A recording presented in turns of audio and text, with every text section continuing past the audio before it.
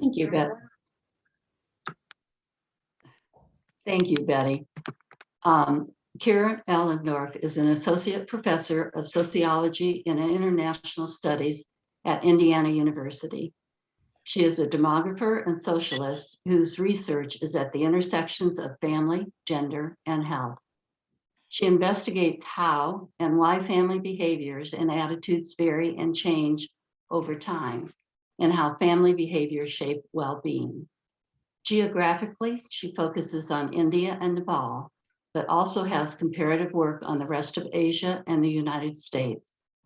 Her work has appeared in American Journal of Sociology, Demography, Population and Development Review, and Journal of Marriage and Family. Join me in welcoming Keera Allendorf. Thank you, Diana. I'll go ahead and share my screen.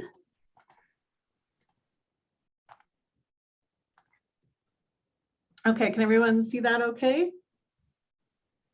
Okay, so today's title, Changing Demographics, is taken from the nice overview in your Great Decisions magazine, if you're looking at in this one with the rocket on the cover.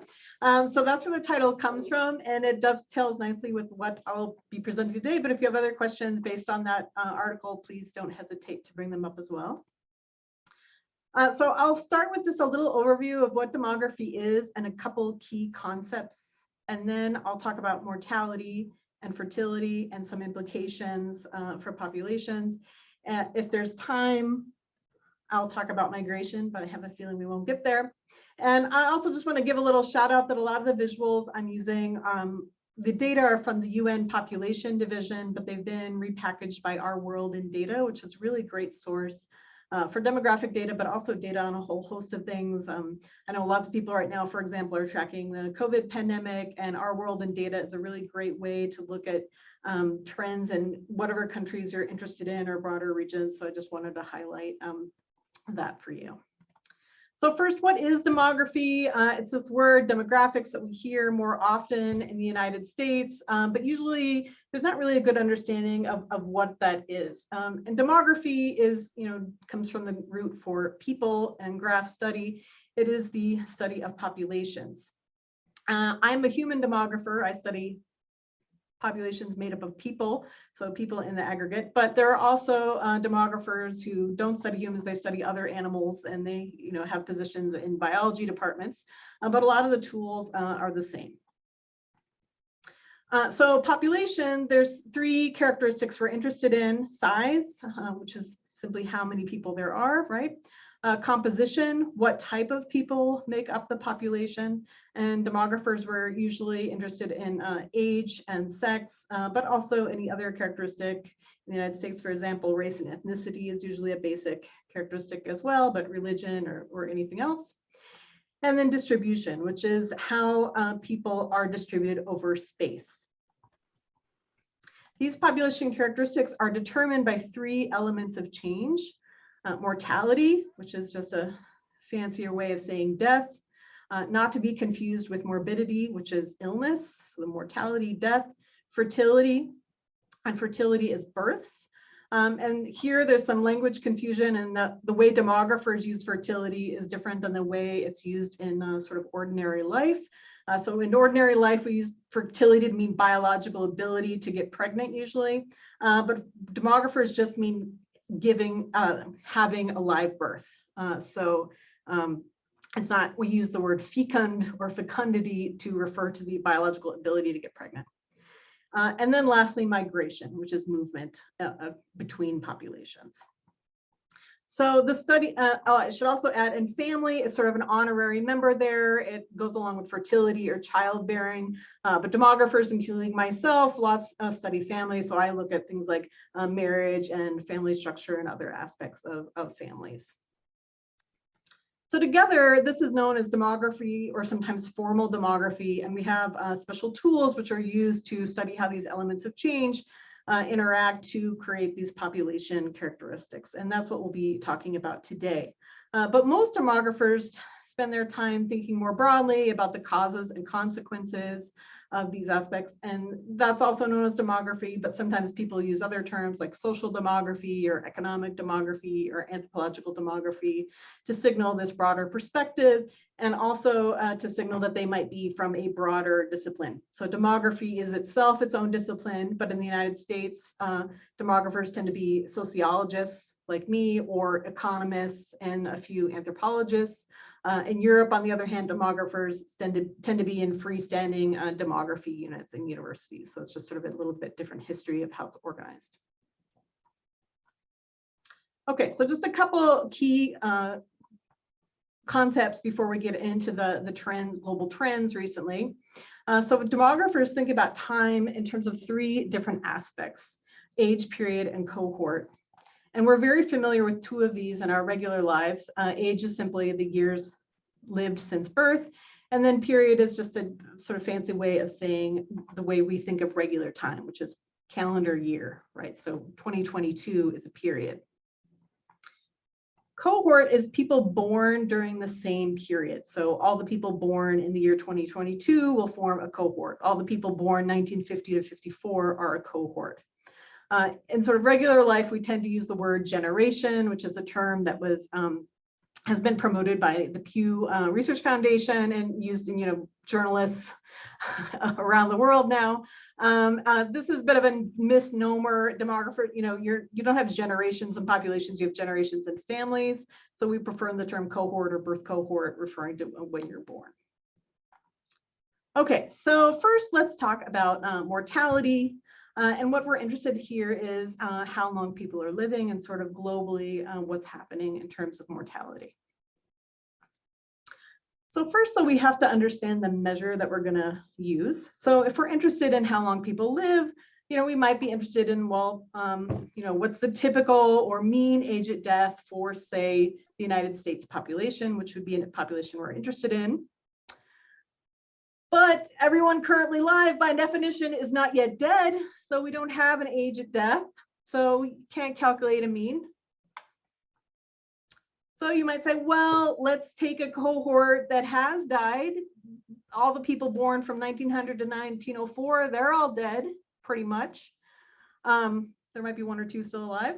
But that's old. You might say, I want something current. I want to know what's happening in the United States right now. I don't care about people born 1900 to 1904. So what do? We imagine a cohort.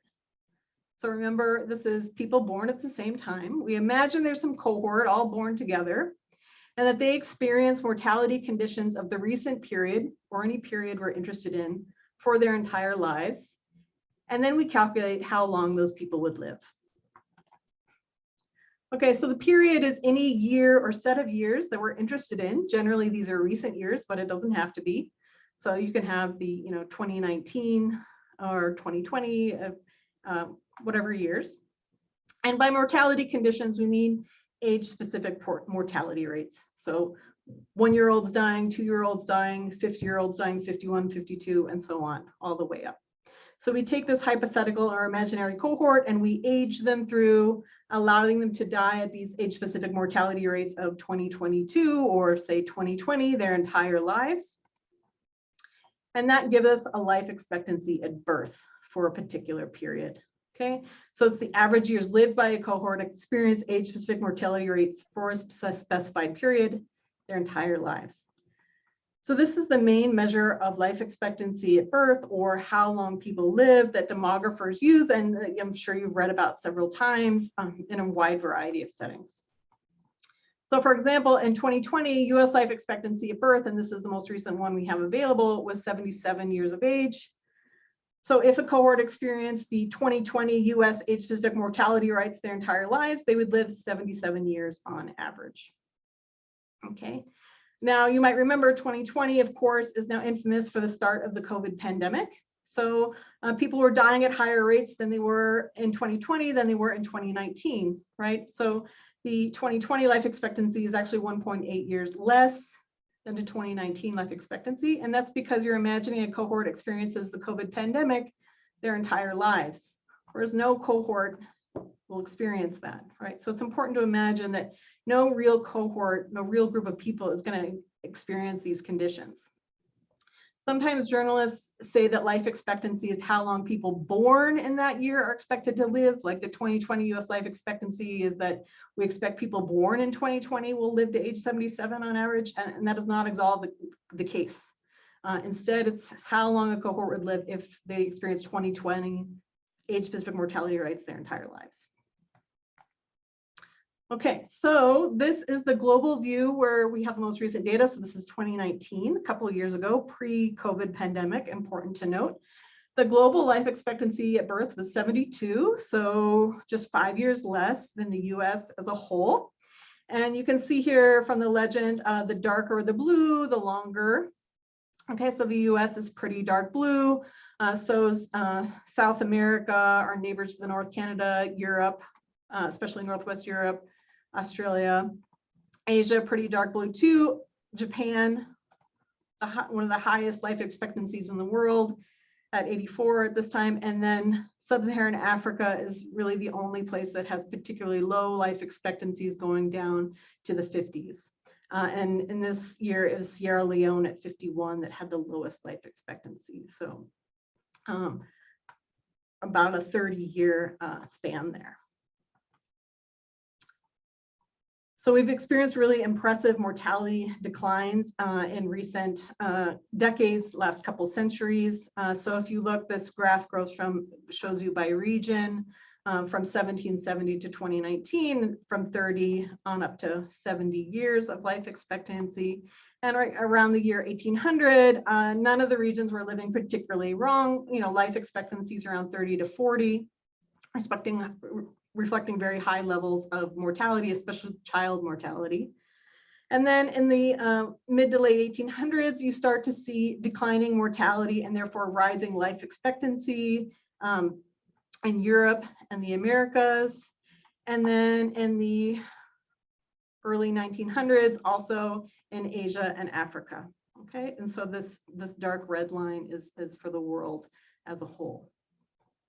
So Africa, as you just saw, has the lowest life expectancy in 2019. You know, some as low in the 50s and overall in the mid to low 60s, but they too have had really impressive mortality declines in recent decades. One important to remember about life expectancy at birth is that it's not like other measures we're used to. We're used to talking about means as all sorts of for all different distributions. So for example, the average American, you know, has 1.3 cars and they read 12 books last month, right? And when something has a normal distribution, the mean is a pretty good measure of sort of what's typical. A lot of people are at the mean or near the mean. So this is a picture of what a normal distribution looks like, where the mean is right here at this peak and most people are right around it. But life expectancy and mortality are not at all normally distributed. So it's known as the bathtub curve when you look at how mortality varies by age. So here we have age on the x-axis. So as you might expect, mortality is very high among older people, starts to go up around 50 and then gets higher and higher and higher.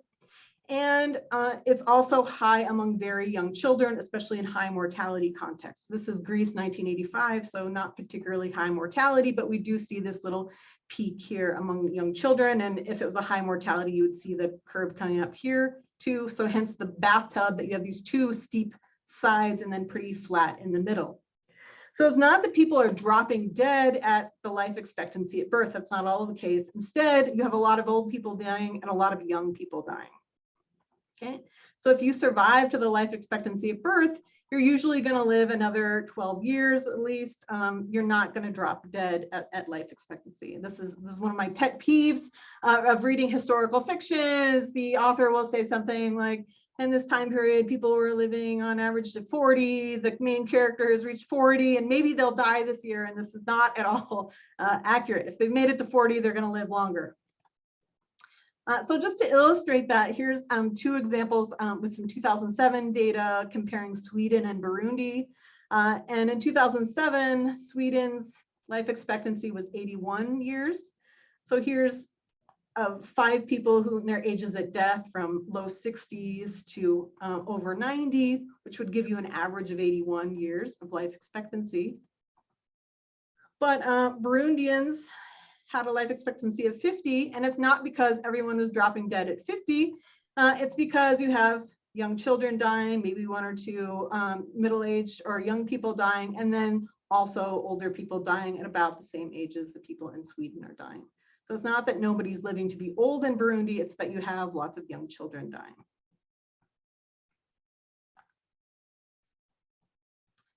So in the world right now, here's the picture of child, also known as under 5. So this is everyone over 5, the share that would die before they reach age 5 in 2019. And you can see this, the very lightest is 0 to half a percentage point up on to 20%, and the highest, darkest red. And again, here what stands out is sub-Saharan Africa, which is the highest level of child mortality in keeping with those life expectancies in the 50s and 60s. A little bit high in South Asia, Southeast Asia, but not particularly high, and then quite low everywhere else. And this is really one of sort of the greatest achievements that the humans have experienced, I would say, in the last century. And there's just been an amazing decline in under 5 mortality across the world. So this starts in 1950 and goes to 2015. And this is all the different regions of the world. And you can just see, every line is just going down quite precipitously from over 30% in Africa in 1950, down to about 8% in 2015. So Africa is still much higher than other regions, but everywhere it's really dramatically declined. So even a few decades ago, it was a very different picture in terms of children being born, whether they would survive to adulthood.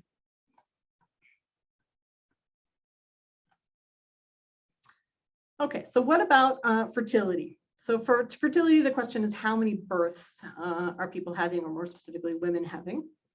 So again, we want to get a sense of what's the typical number of births. Let's say we're again interested in the US population, because that's where we are right now. So again, we might want to calculate just a mean, well, how many births has a woman had on average? But we hadn't run into the same timing problem, right? If you think of women in their 20s, many of them have not finished childbearing. Maybe they haven't even started childbearing. So you don't know how many kids they're going to have. Okay. Let's use an older cohort. Let's say women 60 to 64. They've definitely finished their childbearing, right? They're done with their reproductive years. But those children were born, many of them in the 1970s and 80s, and that's not very recent. I want to know what's going on, right now, 2022, or at least, 2018. So we again do something similar to what we did to mortality. We imagine a cohort of women, and we say, well, what if they experienced the fertility conditions of a recent period, say 2019 or 2020, their entire lives? How many kids would they have then? And also we assume they're going to survive their reproductive years, typically to age 50. So again, the period is whatever year we're interested in. Usually it's the most current year available, but you can calculate it for whatever years you want or that you have data for. And then by fertility conditions, we mean age-specific fertility rates. So how many babies a 20-year-old is having, 22-year-old, 30-year-old on up. So this is what's known as the total fertility rate. And this is the most commonly used measure of fertility that you'll see anywhere and everywhere when journalists or other sources are reporting about fertility levels. So the way we interpret this is the average number of children born to a cohort of women that experience age-specific fertility rates for the period the measure applies to for their entire reproductive lives and survive to the age of 50. So in 2020, which is the most recent data we have available in the US total fertility rate was 1.64. Again, this is not of all the girls born in 2020, they will have 1.6 kids on average. That is not at all what this is. And it says, if there's a group of women that experienced 2020 fertility rates their entire reproductive lives and survived to 50, they would have 1.6 kids on average. So this is the global picture of fertility in 2019. And goes from a low of 0, right, having no kids on average, to a high, and the 7-8 is the darkest red color. And again, what probably is sticking out to you is, once again, sub-Saharan Africa, which has the darkest red, and that is where the highest fertility rates are. Niger was the highest at 7.1. It's this very dark red country here, but much of sub-Saharan Africa was pretty high, with total fertility rates in the 5s or 6s. And then the rest of the world now is generally pretty low. These colors are a little unfortunate because even over 2, it looks pretty pink. So India, for example, now has a total fertility rate of 2.1. Okay, and much of the rest of the world is below 2 and even into the right around 1 range, and these more yellow colors. So now the 2 regions with the lowest fertility in the world are East Asia, Japan, South Korea, Hong Kong, China, very famous for very low fertility, sometimes as low as 1 child per woman. And then Europe, especially Southern Europe. So in this, it was Portugal that had the lowest at 1.2, but there have been lower, like Latvia, Lithuania have gone down to 0.9 even in recent years. So fertility too has declined in recent decades, okay? So this is, again, all the regions going from 1950 to 2020, and we see an impressive pattern of decline around the world. Sub-Saharan Africa is much higher than all the other regions, as we just saw on that map, but Sub-Saharan Africa too has experienced an impressive decline from right around 1980, although they're still, above 4 and even as high as 7 in Niger, as we just saw. I also want to highlight that right around 2 or 2.1 often gets discussed a lot because that's known as the below replacement level, which we can talk more about what that means. But generally, in the very long-term perspective, if you have a low mortality context, that's how many births would be needed for the population to stay the same size. And you can see that a lot of regions, primarily Europe, North America, East Asia, Latin America, Caribbean, are now below that. Right, and some big countries like India are now just below as well.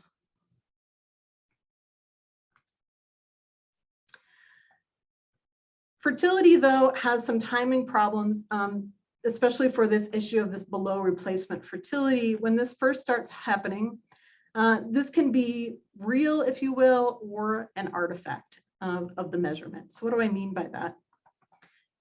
Changes in period total fertility rates, which is the measure we use of fertility, are affected by how many births cohorts of real women have, which is the volume of fertility. And that's what we're interested in, what we want to measure. But they're also affected by the timing of cohort fertility. So this helps to think of this theoretically. Imagine we're in the middle of World War II, right? And you've been at war for, say, 3 years. Men are away, it's a period of deprivation, women are not getting pregnant, so there's no births in, say, 1944. You would have a total fertility rate of 0 or pretty close to it, right? Because of what cohort experienced the 1944 age-specific fertility rates their entire lives, they would have no children. But it's not that those real cohorts of women that were alive in the World War II were not having children, it's that they were waiting until after the war, right? So they were deferring or postponing fertility. Okay, and right now we're also having changes in the timing of fertility where women are increasingly postponing births.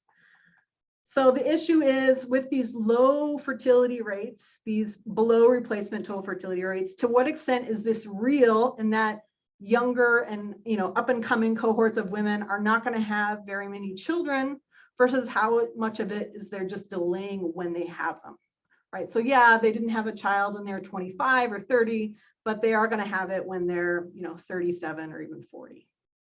Okay, and we're still fertility rates are starting to go up in Europe as now women are sort of catching up the births, and the same thing may well be happening in the United States right now. So here we're hitting the lowest total fertility rates in the US we've ever had, but it's pretty much in keeping with what was going on in the 1970s and 80s. That was basically just timing. Women had already had their births earlier, we're pushing them later. That may be going on now too. There's also signs that women are just, and their partners, of course, are choosing to have fewer children, and also that long-acting contraceptives like implants and IUDs are being used more in part due to the Affordable Health Care Act of 2010. So just to give you a sense of the change in timing in the US, this is age specific in 5-year age groups from 1990 to 2020. So you can see the 40 to 40-year-old, that's their fertility rates are going up. 30 to 39-year-old women also going up. 15 to 9-year-olds going down. 20 to 24-year-olds going down a bit, and then the sort of later 20s and early 30s holding steady. So women are deferring and having their births later and later.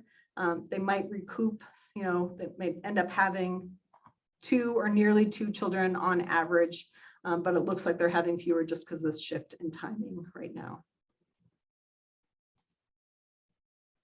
Okay, so we've talked about mortality and fertility, and now I want to put those 2 things together in the concept of the demographic transition, which is perhaps the most important concept in demography and one of the most important trends affecting the world.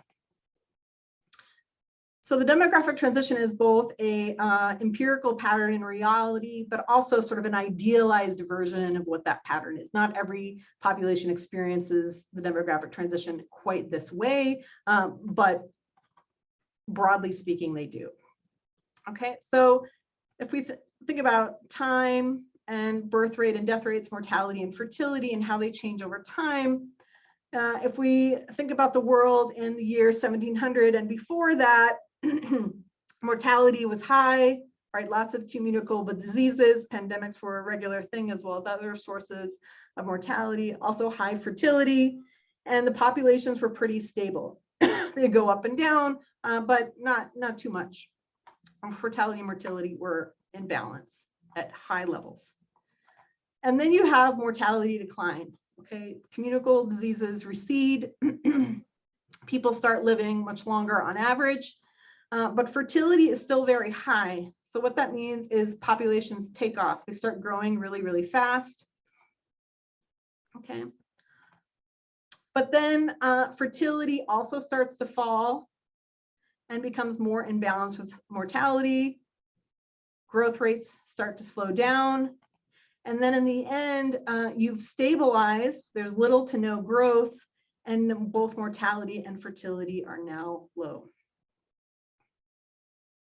So much of the world has already gone through the demographic transition, and the only place that's still in the midst of it is sub-Saharan Africa. So total population starts out low, grows, and then stabilizes at a new, much higher level through a demographic transition. So Europe, the United States went through the demographic transition very slowly, took a couple hundred years. This is Sweden, right, starting roughly in the mid 1700s, and they're done right around 1975 or so. The red is the mortality or crude death rates, and the blue is the fertility. So very long and slow and early. Many countries in Asia, Africa is still going through, but some African countries, most of Asia, Latin America, went through later and much, much faster. So this is Mauritius. You can see starting really in 1930s, 40s, and then going through in, not done in this 1995, but going through in roughly 50, 60, 70 years. And that pattern is pretty typical. So some of the fastest mortality and fertility declines on record are in Sri Lanka, with the fastest mortality decline, in part due to DTT and reducing malaria. And Iran, the fastest fertility decline on record, which happened very quickly, very recently. So what are the implications of pretty much all the world except parts of sub-Saharan Africa finishing the demographic transition? So first, size. For most of human history, there's very little human growth, population very, very low, right? This line, very, very tiny, tiny, tiny, tiny. And just around 1800, 1810, we hit the first billion. And then it just seems to skyrocket like a cliff, and then it's growing really, really quickly thereafter, right? And that's because mortality starts declining and you still have high fertility, so populations grow very, very quickly.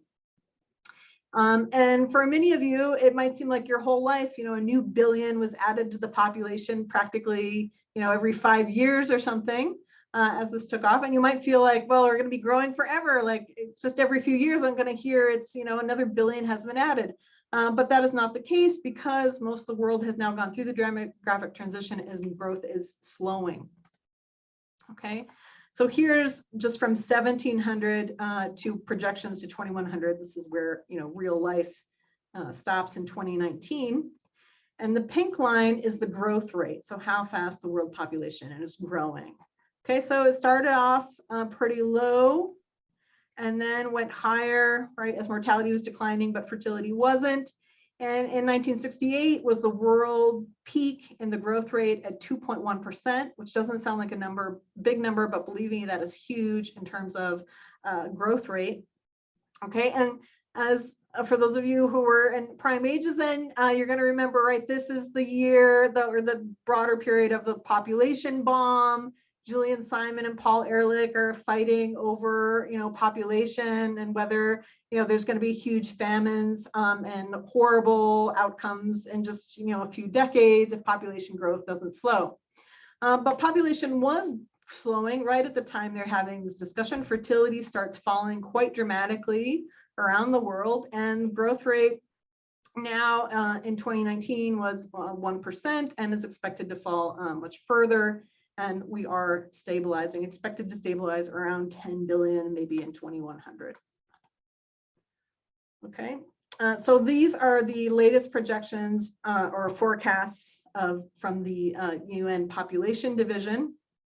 So we don't know exactly what's going to happen, obviously, but they expect it should level off by the end of the century, by 2100, at around 10 billion. Could be less than that, could be more than that. Okay. And this is just because the world has largely gone through the demographic transition. Only sub-Saharan Africa is still finishing it.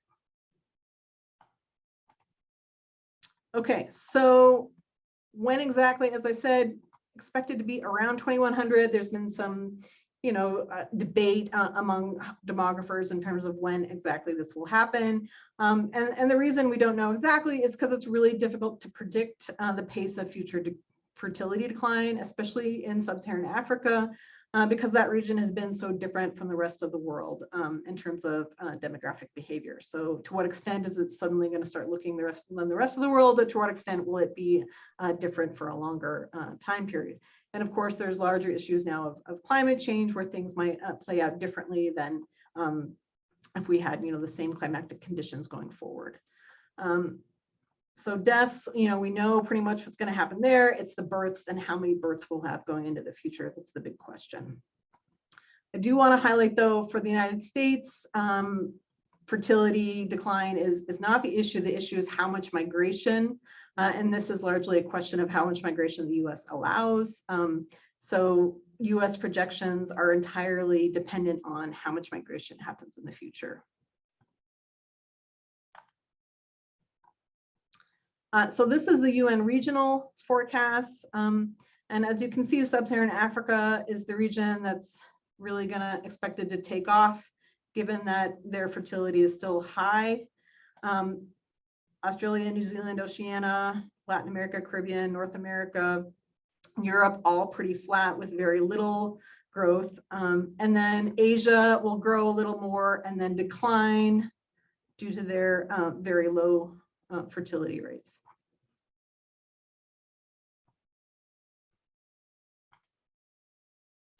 Okay, so what are the implications of these trends for composition? And again, this is what type of people are in the population. So one important implication is for the age structure, what ages people are in the population.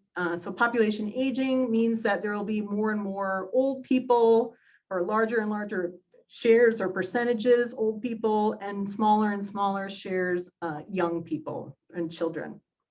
And this is the people age 65 and older are the fastest growing group, which is the pink line here. And then also working age people 25 to 64 also growing very quickly. And then the young 0 to 4s, especially very little growth, and 5 to 14 also less growth.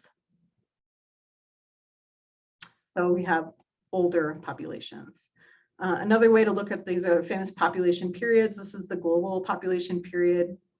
I'm going from 1950, which is the dark blue, to 2100, which is the last, the yellow.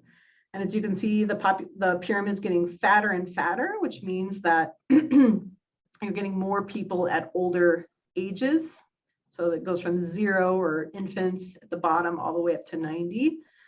So that means you have more and more older people as the population gets older, and the pyramid gets fatter or more cylinder-like as opposed to pyramid-like.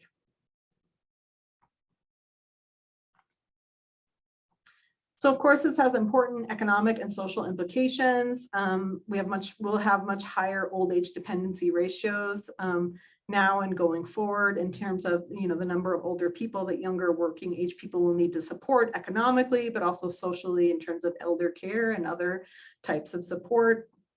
Okay, so this again is the global map for 2020, going from 0, the white, up to 50%, the darkest blue.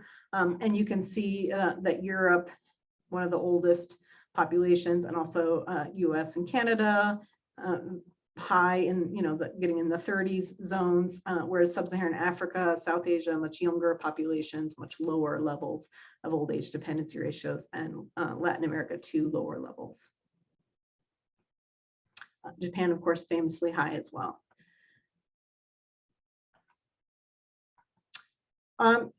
There's been sort of a lot of doom and gloom in the media about aging and sort of, this is terrible because old people aren't innovative and how are we going to take care of them all? And I think that doom and gloom has really been misplaced. There's really not strong evidence showing that older people are less innovative or less good as workers. And in fact, 65-year-olds, which is sort of the typical cutoff for the older population, is really not what it is in 2020, what it was in, say, 1950. In a more colloquial terms, 40 really is the new 30. So if we think about the population age 65 and above, it's really going to increase in the next couple of decades. And that's this blue line. This is the share of the global population that will be 65 or older. And you're going to see it's right, it's going up a lot. But if we think about the proportion of the population that is expected to live another 15 years or more, right? And this is known as prospective rather than retrospective aging. So how long are you expected to live? At least 15 years. Back when we started using 65 as the cutoff for the older population, 65-year-olds were generally expected to live about 15 additional years. But that's no longer the case. If you reach 65 now, you're expected to live, I think another 25, 30 in many populations.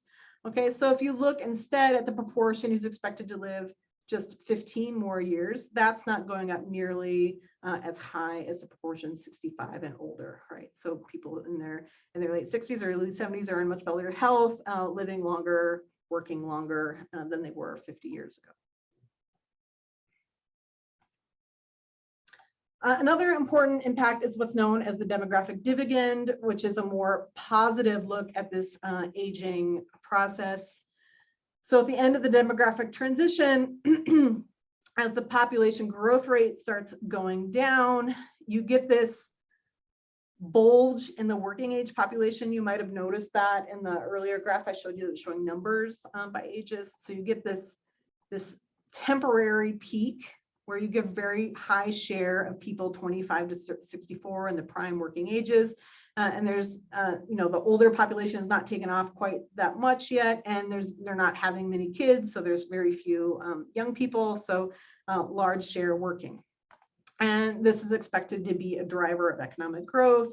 And this demographic dividend is thought to be a big driver in the sort of Asian tiger economic growth story of recent decades in Japan and the rest of East Asia. There's also important implications for gender and sex composition of populations. These are sometimes known as gendered demographic dividends. So as you might expect, as women have fewer and fewer children, they have more time to perhaps spend in the labor force, or in other words, have lives that are more similar to men's lives in terms of work and other aspects. In patrilineal contexts in Asia, where you have low fertility, we also see less positive changes in sex ratios at birth. So in these patrilineal contexts, it's sons who continue family lineages, not girls. So it's very important for families practicing that they have a son to continue the family. And if you're only having 1 or 2 births, you're far from guaranteed to having a son, right? When everybody's having 5 or 6 births, practically everybody has a son. But if you're having 1 kid, it's pretty much 50-50. If you're having 2 kids, 25% chance you're not going to have a son.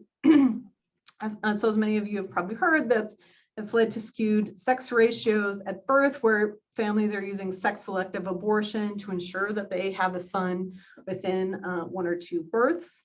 So a normal sex ratio is generally about 105 boys born for every 100 girls. And in these patrilineal contexts with low fertility, there are skewed sex ratios, as you can see from this, on the order of 107 to even China most recently was 113.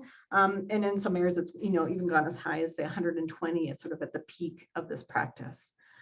We haven't yet seen these skewed sex ratios outside Asia, but sub-Saharan Africa in many places has similar patrilineal family systems. They just don't yet have low fertility. So in the future, we're likely to see skewed sex ratios at birth in Africa too, but it hasn't happened yet. I wanted to highlight a little bit of my own work. One of the things I've been looking at is sex composition of families. So sex ratios show the population as a whole, how many men versus women you have, or in births as a whole, how many boys versus girls. And I've been looking at sex composition of families. So do you have just girls, just daughters, just sons, or a mix of each? And the story has been about these, masculine sex ratios and what that might mean for the future.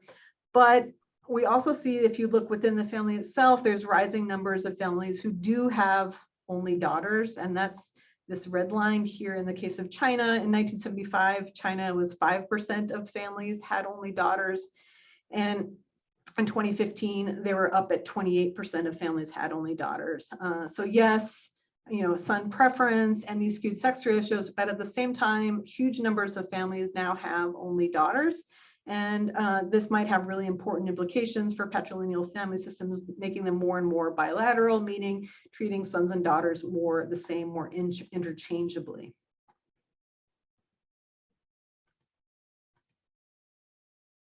So we're at 41 minutes. I'll quickly go over some distribution and then I'll open it for questions. So distribution is, of course, where in space the population is situated. So one important trend with the demographic transition is we've seen a process of urbanization, where increasingly people are moving to cities as rural areas became crowded with population growth. So this is a global trend. Rural areas depopulating largely due to migration. Also a shift in terms of where in the globe people reside. So this is a population cartogram, and a cartogram means it's a map that's shifted so that each dot here or square is 500,000 people. So it emphasizes population or people rather than land mass.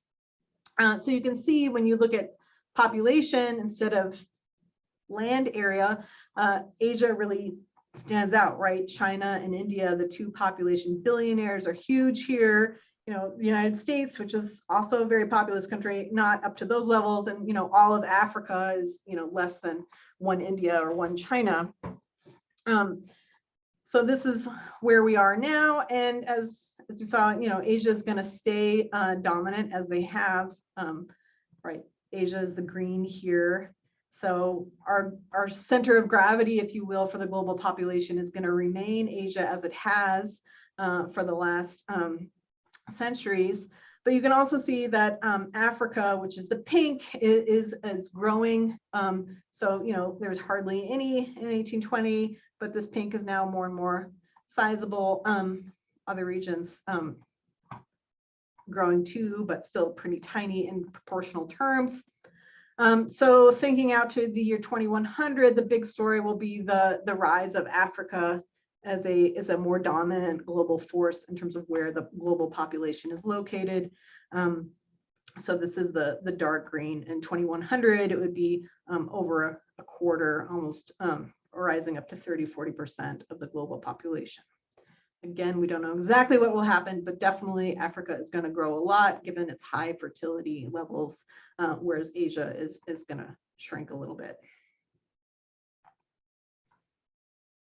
I will skip the migration given the time, and I'll leave it there. All right, Keera, thank you very much. This was very interesting. I've written down about 10 questions just myself, but at any rate, I will kind of handle the question and answer period here. If you have a question, please direct it directly to me, Ray Montagno, through the chat, and I will read your question. But if you would prefer to ask the question yourself, let me know, and I will call on you. You can unmute yourself, and you can ask the question personally. I'll start with the question I had, but just to give everybody a chance here. To what extent do demographers try to take into account new technologies? There was a book out several years ago by Kurzweil and Grossman called "Live Long Enough to Live Forever," and the idea is that just around the corner there's going to be some technology where people are going to live a lot longer. And so, how do you take that into account from a demographic standpoint? Yeah, so this is one of the big debates in demography is, how high can life expectancy get? So there's sort of two main camps, the optimists and the pessimists, as you might guess. From those terms, the optimists think, oh, maybe someday populations will having, life expectancies of, huge, like 150 years or maybe even more. And they say if you look at age-specific mortality, it's continuing to decline at the same rate. And yeah, there'll be all these technologies, and we're gonna live forever. And the pessimists are like, that's ridiculous. We are approaching the limits to life expectancy already. We don't expect life expectancies to go too much above 100. This is not my area of research, but I do tend to fall more with the pessimists. As someone who does research in South Asia, I'm well aware that, what are the leading causes of child mortality? Diarrhea, respiratory infections. Do we know how to solve diarrhea? Yes. Oral rehydration salts, the cheapest, easiest fix imaginable. Clean water. We know how to do it. It's cheap. It's easy. Can we do it? No. So I think for social regions, I don't expect life expectancies to get, to reach 150 or 200 years, but hopefully, maybe I'm wrong. All right. Well, when you get to be my age, you hope you're wrong. So Claire Collins had a question about students, and in studying for demography. Do they go into insurance? What do your students do when they graduate? Do they go into actual science? Yeah, some of the first demographers, not John of Gaunt, 1600s, but actuarial science is just demography by another name, sort of applied demography. I myself have never had any students go into actuarial science. I wish I had, but most, since in the United States, since I and many other demographers, we sit in sociology departments. So I have very few students who actually study the demography side of my work. So most are economists or sociologists who take, a demographic methods class as sort of, one additional tool, but they don't focus on that in particular. In terms of friends, that I went to grad school with and were also demographers, many are academics. Few have worked for the UN or other NGOs in more applied settings. There's also a lot that work at, they're called like population laboratories. So every state, for example, has a local organization that's sort of in charge of government projections and forecasts, like, how many school kids does your local school need to prepare for, or, the trash pickup, in terms of, all these very useful forecasts of population size. I had a friend, for example, who she worked at the Wisconsin Population Laboratory, and she was hired by Harley Davidson to figure out, where is the town in Wisconsin which has the largest male population aged, 30 to 60, that is not next to a existing Harley Davidson outlet. What's the population of deer hunters going to be in the future, and do we need to promote hunting to control our deer population? Those sorts of questions are the things she worked on. A lot also work at the Census Bureau in DC, so those are sort of the more typical demographer jobs. Okay, thank you. Larry Cimino had a question. Larry, you want to ask your question?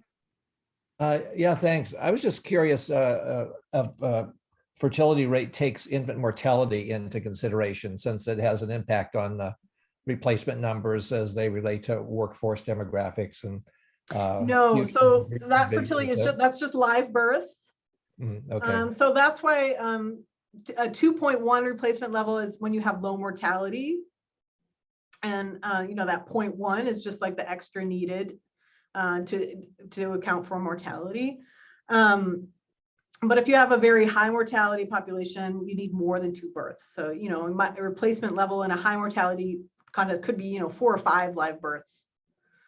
I was looking at at Brazil when you showed the pictures, and it had a very low fertility rate. And I was curious, and maybe it's my assumption that with high indigenous population, they're going to have a pretty significant average number of births, but perhaps I'm wrong. That's why I was wondering if the infant mortality played a. Yeah, no, that's not due to mortality. That's not it's total fertility rate is not all affected by infant mortality. The mortality is affected by is the mortality of the mothers. So if you might remember, there's the assumption there that all women live to the end of their reproductive years, which is usually assumed to be 50 or sometimes 54. So that 0.1 is for the fact that, not all women make it to 50 or 54. Some die when, they're 30, 35. So it's not, but so, a 1.2 total fertility rate is unrelated to the infant mortality. But yeah, Brazil does have very low fertility and not particularly high infant mortality, but it does vary by ethnicity. Yeah, thank you. And they're one of the countries that have very recent and fast fertility decline. All right, thank you, Larry. How is the world food situation related to population growth? Or does the world have enough arable land and so forth to support this population growth up to, I think, 10 billion is what the projection. Yeah. So this is where demographers are a little higher on technological change. So I'm sure a lot of you have heard of Malthus, right? In the 1800s, which was the original doom and gloom about population growth. And he, focusing on his home country of England, was concerned that population was growing and geometrically, while food production was only growing additively, and said, if we don't check our population growth, we're doomed. And why was Malthus wrong, not only for England, but at the global level? And the answer was he was wrong because technology changed. At the global level, the Green Revolution of the 1970s and 80s was particularly important in terms of food production. So in terms of food production, we've been keeping up. The technology is changing. The yields are going up all the time. We're even using less arable land to produce even more food.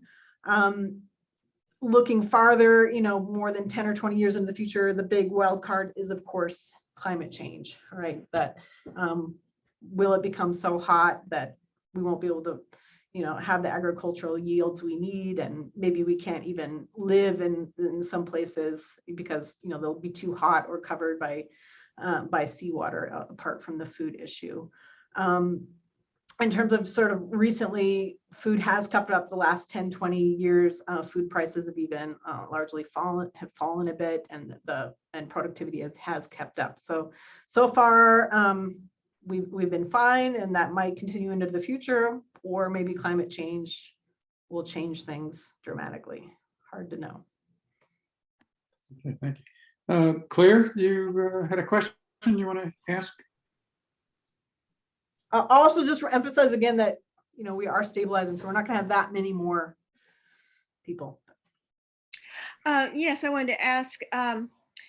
Let's see, Norman Borlaug, I believe, was he a Nobel Prize winner for? I don't think they have a separate thing for agriculture, but he was, he made improvements in agriculture in all over the world. And I just wondered, are we still making those improvements since the days of Norman Borlaug, or is it just kind of stagnant right now? No, it's still I mean, this is not my area, so I don't follow this in detail, but it's still improving even now. Since I follow South Asia, I was just noticing last year there's the new rice planting techniques. We're supposed to transplant it at a different time that can, double the rice yield in some cases. So we're definitely, I don't know Borlaug in particular or what his area, but yeah, we're still improving in terms of food production technologies and making them more efficient. I had one more question. I was looking at the cartogram you put up, and it looked like Russia was almost non-existent. I had to really get close to the screen and squint. Yes. So I was just wondering what gives. I mean, I thought that I heard recently that the discrepancy between the life expectancy for men and women is very different, and it's sort of attributed to the men drinking their vodka and the women drinking tea. Yeah, so it's very true. So Russia used to be infamous for experiencing one of the first mortality reversals. So it used to be that we expected mortality will always decline, and that's just the way of the world. And then with this collapse of the Soviet Union, Russia and other former Soviet Union states, their life expectancies went down. The health system, collapsed in some ways, but largely this was just a broader social decline, which resulted in a lot of drinking of, as you said, vodka, and large numbers of men just straight up dying of alcohol poisoning, as well as accidental deaths, and less, cirrhosis of the liver and other diseases related to alcohol abuse. And this was true in Russia and other former Soviet states, and that's continued. And as you noted, also this region also has the highest discrepancies between male and female life expectancies. So females do live longer on average than men, and that's sort of biologically normal. Women are the robust sex. Men, I'm sorry, but you are the fragile sex. But so 2 to 3 years is sort of a typical sex difference in life expectancy, what we would expect. But in Russia and other, like Lithuania, Latvia, they were as high as 11, 12-year differences, with men dying much earlier, and pretty much all due to alcohol abuse. Yeah, actually, if you want a couple of good chuckles, look up on YouTube why women live longer than men. Some interesting pictures there. At any rate, in sub-Saharan Africa, we see this projection, this huge growth in population. What would happen if there were drastic improvements in the economy, economic conditions in Africa? Correct me if I'm wrong here, but I seem to hear that, fertility is inversely related to the economic conditions of women in these countries, in most countries. So if the economy improved significantly, would that really reduce the fertility rate? Yeah, it's sort of popularly believed that I mean, and this also goes back to the, the world conferences of the 1970s and the 80s, the phrase, development is the best contraceptive. And sort of a bit of a misnomer. Actually, ideational change has been the best contraceptive in terms of people thinking it's better to have smaller families, either because it will make you rich, whether it actually does or not, or you think that's, the good thing to do. That's the appropriate way to have a family. And in Europe, just, knowing how to use sort of quote unquote traditional forms of contraception, like withdrawal and things like that. So in sub-Saharan Africa, I think economic growth would bring fertility down to some extent, but I would argue that would largely be because economic growth would signal more incorporation with the broader global culture. And now there is a very strong culture that, 1 or 2 kids is fine. You shouldn't be having any more, that's the modern, quote unquote, good modern family. So more economic growth would be more integration into that system and that culture. One reason I think fertility hasn't fallen in fast is in Africa is other countries like in Asia is because Africa is a little different in terms of the kinship system. And so it's not so much of a system where you're just responsible for your own children. So, if I have 2 kids instead of 5, and, now that I have to educate them and I can't have them, working and producing money for me now that, my kids are expensive. So I just want to have 1 or 2. That in many African contexts, it doesn't work out that way because children are more collective. They're part of the broader lineage. So I'm just as responsible for my brothers and sisters' kids as I am for my own. And, maybe I have 1, but they have 5. So what's the point of, sticking to 1 if they're having 5? And also that fertility is just seen differently. That in Asian and Europe, you're sort of targeting, you have a couple maybe within a broader extended or nuclear family, but you have, you just want those 2 kids or maybe 1 or 3. Whereas in sub-Saharan Africa, it's more what's called a postponement fertility regime, that they're not targeting any particular number of kids, that women, they have a new relationship, so then they want a new kid with that relationship, and then maybe they break up with that person and then they have a new relationship. So then they want to have another kid when they have a new relationship. So it's just different in terms of the fertility behaviors rather than just a targeting of a certain number as part of a broader sort of family plan and trying to reach a certain socioeconomic status. Okay. So Beth Bond asked a question about China's new policy. They've gotten rid of the one-child policy. Will this change the trajectory of China's population? Yes, so they very recently got rid of that policy. I'll just add though that most of China's fertility decline actually happened before the one-child policy. They had an earlier policy known as the later, longer, fewer, which meant get married later, wait longer to have a kid, and then have fewer. So most of the fertility decline was under that family planning program. But then, of course, they did have the one-child policy, which was for urban areas, not rural areas. So they were really targeting a total fertility rate of about 1.6, which is where they've been for quite some time. And so now they're worried about the very fast pace of aging that they're encountering, as they knew they would. But now that they're starting to experiencing, they're not so pleased with that. And now they are trying to raise the fertility rate, but to get to the point of your question, they are not having much luck. Speaking to my earlier answer, the normative change has happened. Chinese think 1 kid is great, and they're sticking with it. Very few are choosing, they're having 1 or 2, and they're not more. They can't legislate kids, huh? Well, there's been a lot of trying, and yeah, pronatal policies are not very effective. Yeah. We had another question here about COVID, and in general, how much of an impact do pandemics have on population growth or in today's world? Yeah, so right now, COVID, in terms of growth, basically nothing. In terms of life expectancy, in the worst affected countries, it reduced life expectancy by 3 years, which is which is not much. So if we think back to the 1918 pandemic, there was reductions in life expectancy of 15, 20 years, which is horrendous. So why is that? And that's because the COVID pandemic is quite unusual in terms of the age profile. As I'm sure everyone's well aware by now, it's really older people that are really at high risk of dying of COVID. In a typical pandemic or a typical communicable disease profile, it's young children and old people.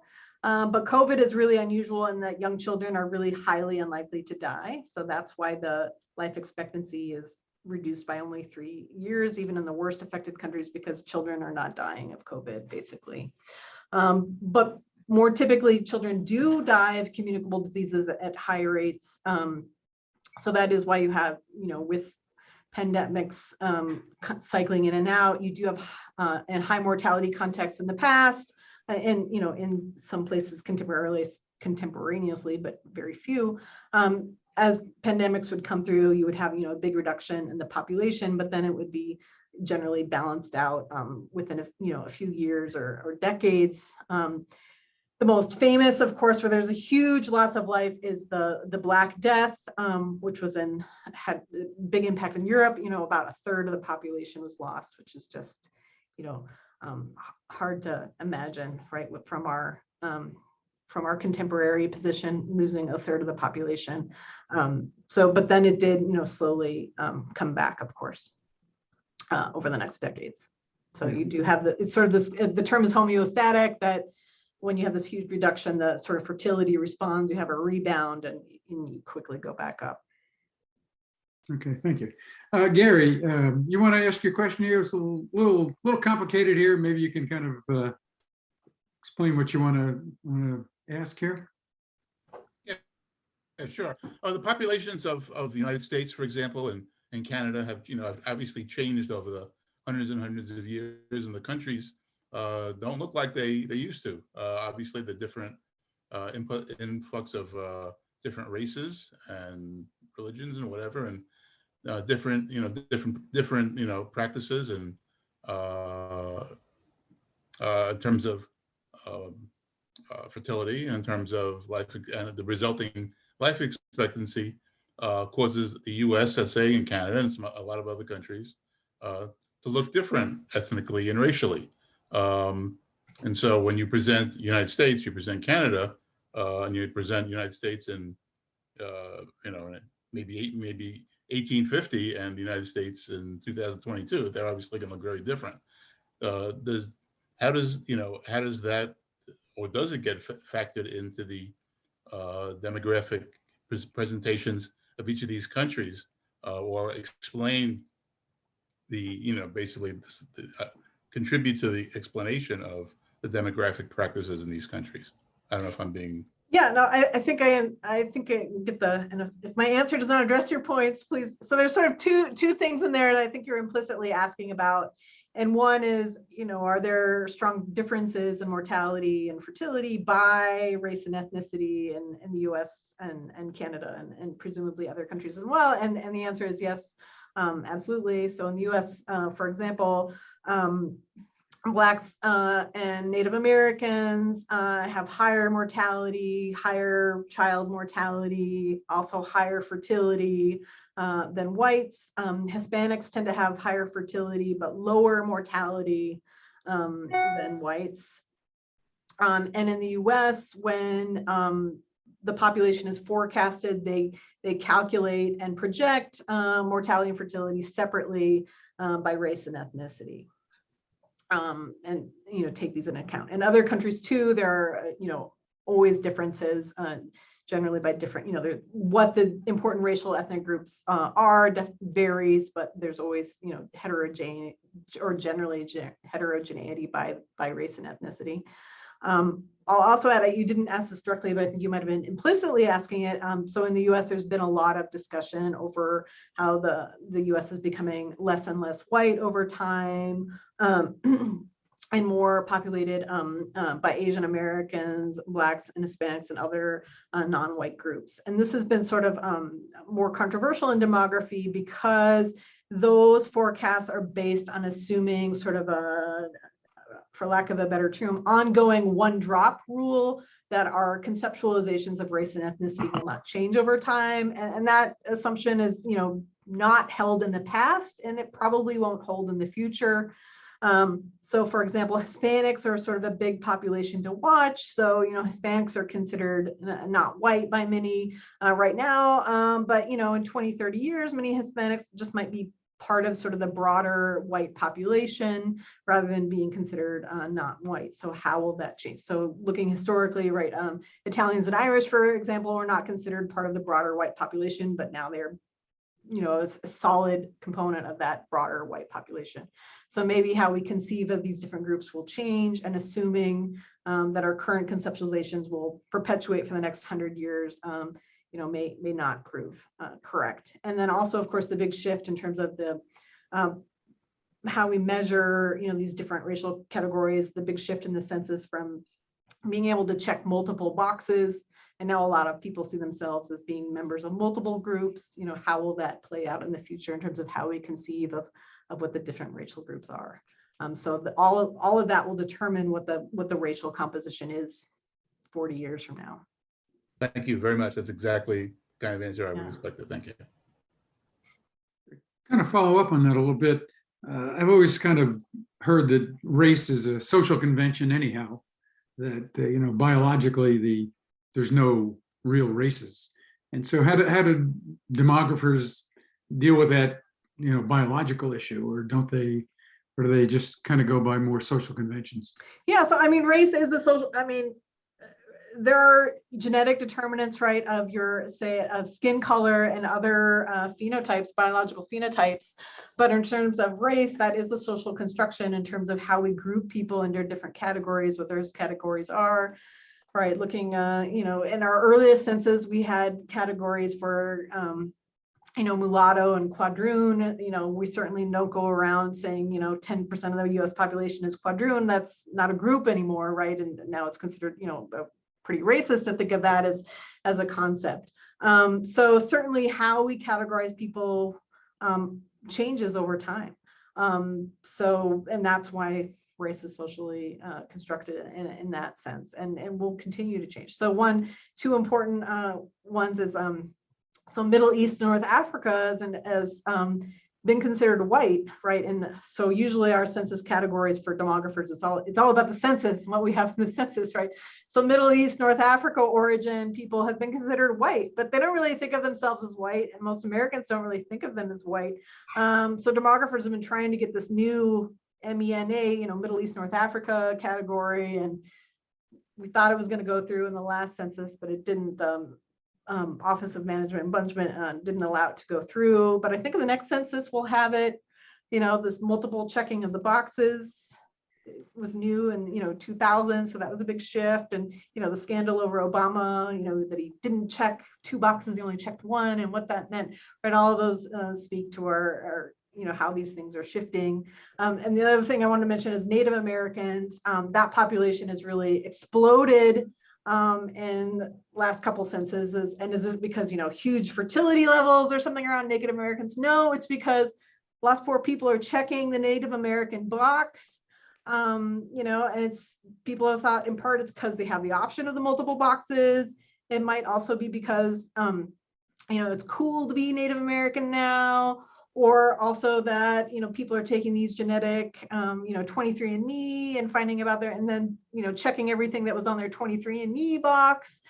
So all these things are constantly shifting, and it will continue shifting. Yeah. You didn't get to migration, but I guess I have a migration question then. I saw recently that more people have been moving because of climate change than all the wars that have taken place in the last 100 years. And so this migration, or out migration, I guess, from different parts of the world, how can countries absorb these changes? I mean, Europe was obviously under a lot of pressure now from migration, and the United States we've had this border war going on now for several years. And so how is migration going to affect demographic changes globally?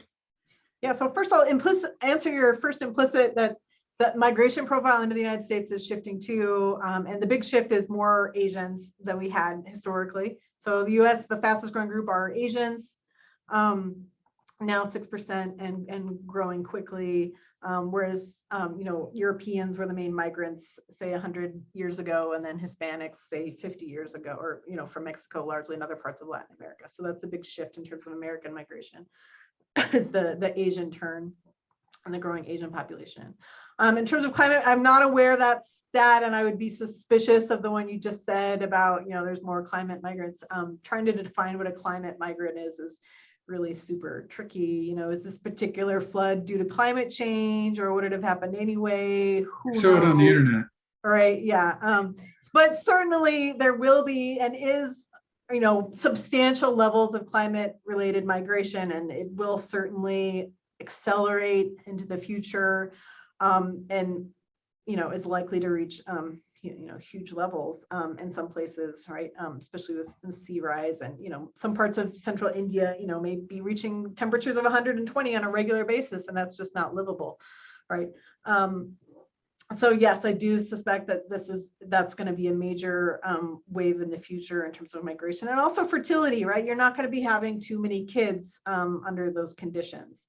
So this is going back to the racial question. The United States and the history of Native American populations, we tend to think the big story there is mortality. The European settlers came, and due to genocide and transmission of communicable diseases, Native Americans died, but also fertility was, highly unsettled, and fertility went really low. So with climate change, yes, we would expect some mortality, some migration, huge amounts of migration, but also unsettled fertility, and fertility may go really, really low. All right. Jacobed, did you have a question? Yeah, it was kind of going back to when you were talking about the demographic. I'm just interested because it looks like this generation more than anything is mixing races, like, getting married, like interracially. So I wonder, how would that affect the demographic? Because now it's like, mixed kids, like having like more, I see more of that happening in this generation, especially now with a lot of the more, equality, and people feeling more, able to, date or marry outside of their race. So how do you think that's going to affect the demographic in the future, as far as like mixed? Is that going to have like its own category? Because, it could be mixed with multiple races or more. Yeah, I don't think, the way it's playing out so far is in the United States, in terms of, since 2000, you could check the multiple boxes. So people are increasingly saying they're multiracial. I haven't seen the new 2020 figures, but for 2010, it was only 3% of Americans who had checked multiple boxes, or who said they were two or more races. So most people, or the overwhelming majority, are still just checking one. But yeah, especially for these children, right? And you're absolutely right that interracial marriages are increasing. And how are those children going to identify is one of the big questions going forward. So a lot of people that are saying like the US is going to be less and less white have sort of applied the one drop rule, that if you have one Asian parent or one Black parent, well, then you'll be Asian or Black. But maybe they won't be. Maybe those people will be considered white, or maybe there will be a new, multiracial or biracial will become a much more dominant identity, and we'll start thinking of people in those terms. So that's absolutely, a big driver in terms of, how the composition of the population will be conceptualized, and how that might change. And we just don't know quite yet how that's going to play out. Thank you. I had a question about how you determine future fertility rates. Do we do this through trend analysis? Do we survey women at a certain age and ask them what their plans are? How do we come up with these numbers? Yeah, so there is a whole bunch of demographers studying fertility who are absolutely looking at women's fertility intentions and how those change and vary and what determines that. But in terms of these forecasts going into the future, like how many people are there going to be in 2050, those are not based on fertility intentions. Those are based on forecasts using past trends. So it used to be that the UN Population Division would come up with what's called a medium variant, and they would say like, this is our best forecast, which is pretty much extrapolating what has happened in the recent past, to happen into the future while assuming all fertility is trending down to a 2.1 level, because that's what we think is going to happen. Everybody's going to head towards 2.1. And then it became clear that 2.1 is, not this perfect place that everybody is headed toward. Many countries have been below that for a long time and show no signs of changing. So they went to and I should add, they also had like, well, what if women had one child less or one child more? And those were the high and low variants that you might have heard of. And then about 10 years ago, the UN started taking a different approach, which is the Bayesian approach. So what they do is they look at past fertility trajectories of all countries of the world, and they use those to forecast 1,000 different scenarios for every country into the future. And then they take the median of that as what they expect to happen. And then they also calculate a 95% confidence interval. So it's a probabilistic forecast of what they expect to happen based on past fertility declines in other countries. That's the same way that's the same way my financial advisor tells me how much money I'm going to have when I die. It kind of sounds like that. It sounds a little magical. What do you call it? A Monte Carlo study. Yeah, but basically it's just it's extrapolating sort of past what's happened in the past with other places. Yeah. So I have one more question, and then we'll turn it over to Claire to kind of take us home here. But in terms of urbanization versus kind of people in rural locations, is the kind of the trend towards homework now that we've had this pandemic experience and people say, hey, I don't have to live in an urban environment in order to work. Do you think that will have any kind of impact or change on this move towards urbanization? Yeah, I think it's very likely that it will. And I should say for the US specifically that we have not had a unilateral trend towards urbanization. We have gone back and forth. So we've had a couple of what they call rural rebounds, where people are moving more to non-metropolitan areas. And I would expect, based on what I've read in the newspapers, I haven't seen any studies yet, but that this rural rebound is happening again. And, people are looking to move to places where they can, as long as there's good internet.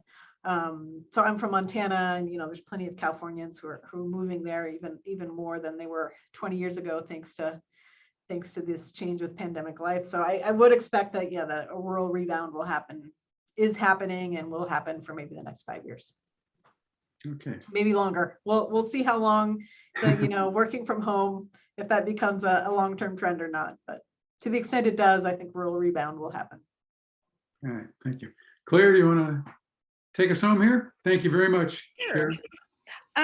Yes, it was a very good program. Thank you, Keera. I was filling out a form over the phone with a banker recently, and he said, after asking a lot of questions about my finances and whatnot, he said, now these next questions might be a little offensive, but I'm sorry, I have to ask you for statistics. And he asked me my age and my race, and I said, why? And he said, I was talking to a guy the other day when I asked him what his race was. He said, or what race he identified with. He said, NASCAR. Well, anyway, it's been a good program, and we've got 2 left in the series of great decisions. Next week, March 29th, we have Samiksha Desai speaking on industrial policy. And then the next week, April 5th, we have Sumita Kuti speaking on the Quad Alliance, which I haven't read that chapter yet in the book. And anyway, if you're a member, you are probably getting the World Affairs Council quiz, and the Quad Alliance was one of the answers this week. And that's the thing I got wrong. So I should have read the book first, that chapter. Anyway, I'm so glad that you came, and come join us next week for another Great Decisions talk. So that's all I got to say. Goodbye. Bye. Thanks to everyone. And remember that tomorrow is the lunch program at the Abyssinian restaurant. So join us there if you have an opportunity at noon. Yes, I'm going. I have 5352 West 38th Street. Should be good. Yes. I'll see you then. Bye. Okay, see you. Thanks again to everyone. Bye-bye now.